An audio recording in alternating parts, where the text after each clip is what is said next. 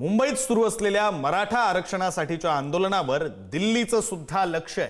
आर्थिक राजधानीतील आंदोलनाची राजधानी दिल्लीमध्ये सुद्धा चर्चा होतीये। आंदोलनावर सरकारचंही लक्ष आहे आणि विविध नेत्यांकडून सुद्धा दखल घेतली जाते। दिल्लीचं सुद्धा मुंबईतल्या या आंदोलनावर लक्ष आहे। मनोज जरांगे पाटील यांच्या नेतृत्वात सुरू असलेलं मराठा आरक्षणाचं हे आंदोलन आणि या आंदोलनावर दिल्लीतून सुद्धा लक्ष ठेवलं जातंय। दिल्लीतून सरकारचं सुद्धा लक्ष आहे आणि विविध संघटनांचे नेते यांच्याकडून सुद्धा लक्ष ठेवलं जातंय। आंदोलनाच्या घडामोडींवर केंद्रीय गृहमंत्री शहा यांचंही लक्ष आहे।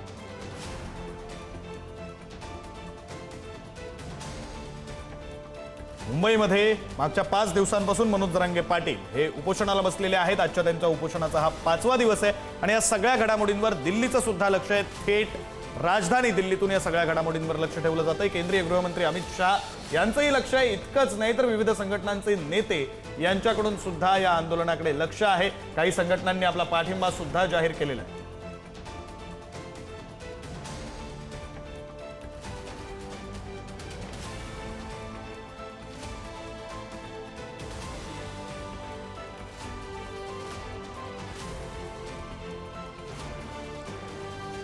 आपले प्रतिनिधी शिवाजी काळे आपल्यासोबत या सगळ्या संदर्भात बोलण्यासाठी जोडले गेलेले आहेत। आपण त्यांच्याशी या संदर्भात बोलूया। शिवाजी, खरं तर आंदोलन मुंबईमध्ये सुरू आहे, इकडे राज्यामध्ये सुरू आहे, मात्र केंद्राचं लक्ष आहे असं म्हणण्याचं कारण ज्यावेळी आंदोलन सुरू झालं अमित शहा सुद्धा मुंबईत होते, केंद्रीय गृहमंत्री आणि राकेश टिकैत जे शेतकरी नेते आहेत त्यांनी आपला पाठिंबा आधीच जाहीर केलेला आहे। त्यामुळे दिल्लीचं राज्यातल्या या आंदोलनावर लक्ष असं म्हणावं लागेल। नेमक्या काय घडामोडी सुरू आहेत दिल्लीमध्ये?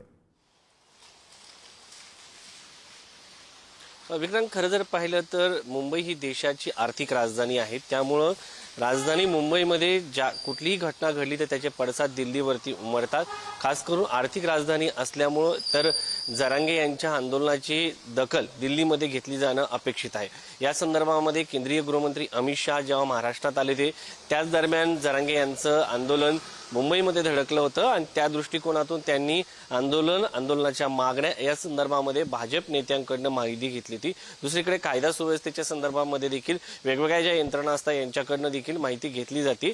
हा झाला एक मुद्दा। दुसरा मुद्दा आहे राकेश टिकैत जे दिल्लीतील शेतकरी आंदोलन जे झालं होतं त्याच्या संदर्भात देखील चर्चा सुरू झाल्या होत्या आणि त्यांनी राकेश टिकैत यांनी या आंदोलनाला पाठिंबा दिला आणि जी गैरसोय झाली होती मराठा समाजाची त्याच्याबद्दल सरकारवरती टीका देखील केल्याचं आपण पाहिलं होतं।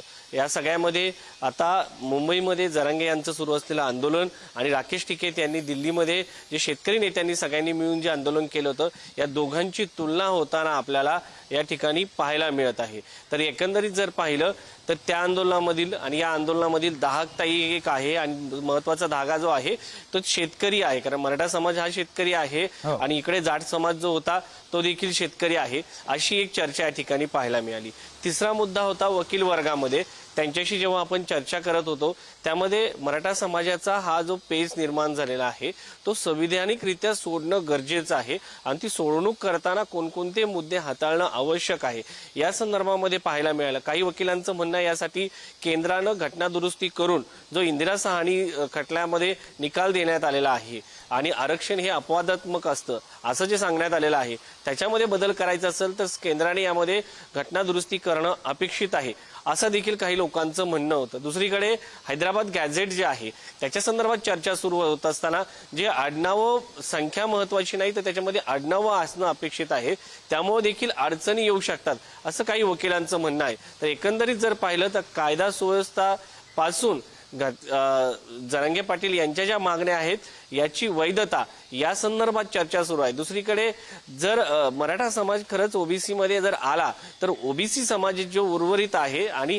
त्यांच्यावरती काय परिणाम होऊ शकतो, ईडब्ल्यूएस आरक्षणामध्ये मराठा समाजाचं जर प्रमाण पाहिलं तर ते साधारण किती टक्क्यापर्यंत गेलेले आहे, तिथे किती मुलांनी नोकऱ्या मिळवलेल्या आहेत आणि जर इकडे ओबीसी समाजामध्ये आरक्षण सरसगट ज्या पद्धतीने मागणी सुरुवातीला करण्यात आली तशा पद्धतीने केंद्र सरकारमधल्या एक प्रमुख चेहरा म्हणून अमित शहांचं लक्ष आहे, शेतकरी नेते राकेश टिकैत यांचं लक्ष आहे आणि तुम्ही म्हणताय त्याप्रमाणे कायदेशीर पातळीवर वकिलांमध्ये सुद्धा चर्चा आहे दिल्लीमध्ये मुंबईतल्या या आंदोलनाची। धन्यवाद तुम्ही दिलेल्या या सगळ्या तपशिलांसाठी।